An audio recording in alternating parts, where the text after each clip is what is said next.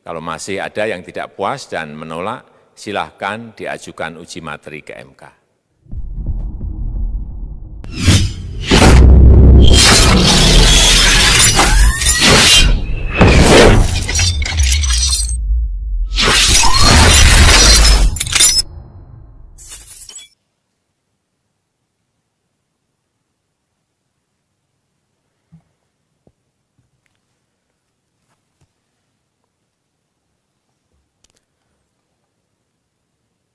Assalamualaikum warahmatullahi wabarakatuh. Bapak, Ibu, saudara-saudara sebangsa setanah air, pagi tadi saya telah memimpin rapat terbatas secara virtual tentang Undang-Undang Cipta Kerja bersama jajaran pemerintah dan para gubernur. Dalam undang-undang tersebut terdapat 11 klaster yang secara umum bertujuan untuk melakukan reformasi struktural dan mempercepat transformasi ekonomi. Adapun klaster tersebut adalah urusan penyederhanaan perizinan, urusan persyaratan investasi, urusan ketenagakerjaan, urusan pengadaan lahan, urusan kemudahan berusaha, urusan dukungan riset dan inovasi, urusan administrasi pemerintahan, urusan pengenaan sanksi, urusan kemudahan pemberdayaan dan perlindungan UMKM, urusan investasi dan proyek pemerintah, serta urusan kawasan ekonomi. Dalam rapat terbatas tersebut, saya tegaskan mengapa kita membutuhkan Undang-Undang Cipta Kerja. Pertama, setiap tahun ada sekitar 2,9 juta penduduk usia kerja baru, anak muda yang masuk ke pasar kerja, sehingga kebutuhan atas lapangan kerja baru sangat-sangat mendesak.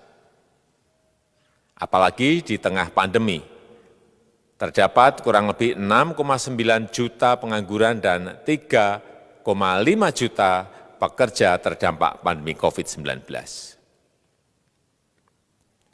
Dan sebanyak 87% dari total penduduk bekerja memiliki tingkat pendidikan setingkat SMA ke bawah, di mana 39% berpendidikan sekolah dasar. Sehingga perlu mendorong penciptaan lapangan kerja baru, khususnya di sektor padat karya. Jadi, Undang-Undang Cipta Kerja tujuan untuk menyediakan lapangan kerja sebanyak-banyaknya bagi para pencari kerja serta para pengangguran. Kedua, dengan Undang-Undang Cipta Kerja akan memudahkan masyarakat, khususnya usaha mikro kecil, untuk membuka usaha baru. Regulasi yang tumpang tindih dan prosedur yang rumit dipangkas.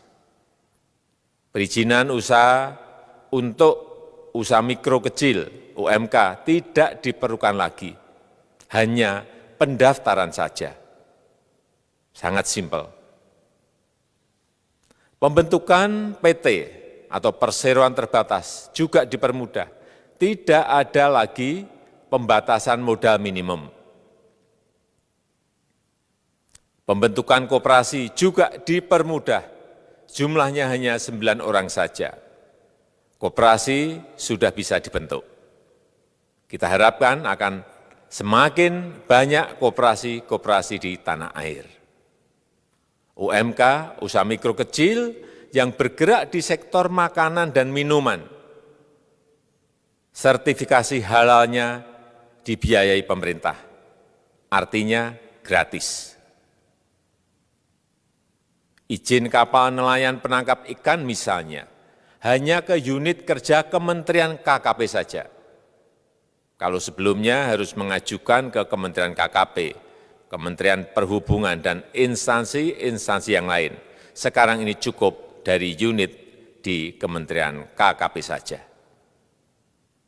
Ketiga, Undang-Undang Cipta Kerja ini akan mendukung upaya pencegahan dan pemberantasan korupsi. Ini jelas karena dengan menyederhanakan, dengan memotong, dengan mengintegrasikan ke dalam sistem perizinan secara elektronik, maka pungutan liar, pungli dapat dihilangkan.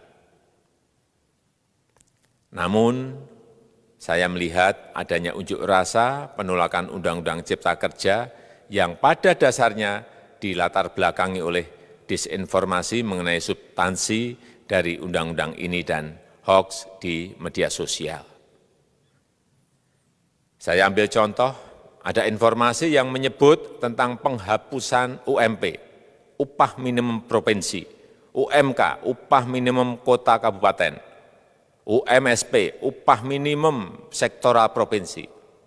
Hal ini tidak benar, karena faktanya upah minimum regional, UMR, tetap ada. Ada juga yang menyebutkan bahwa upah minimum dihitung per jam. Ini juga tidak benar.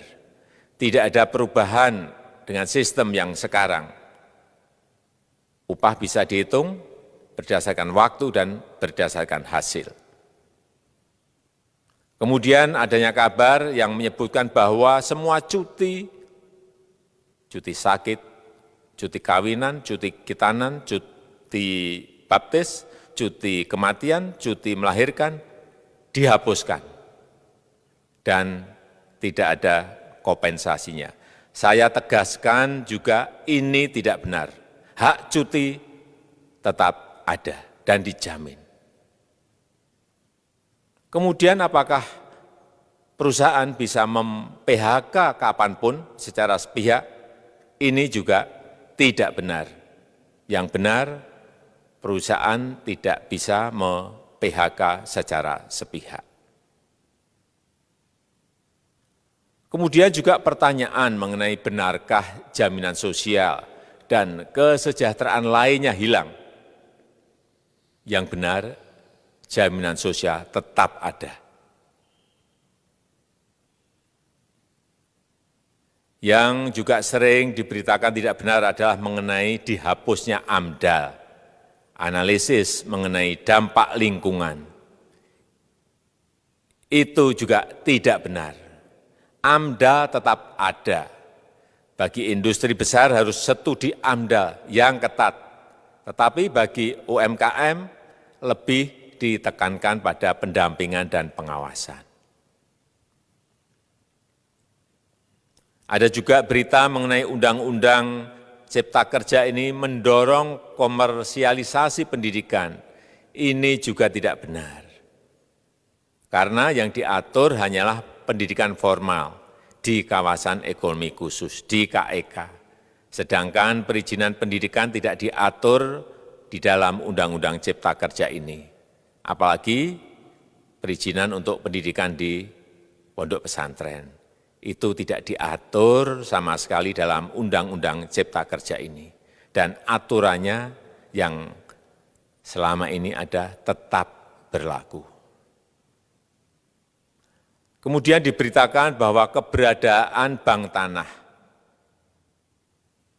Bank tanah ini diperlukan untuk menjamin kepentingan umum, kepentingan sosial, kepentingan pembangunan nasional, pemerataan ekonomi, dan konsolidasi lahan serta reforma agraria.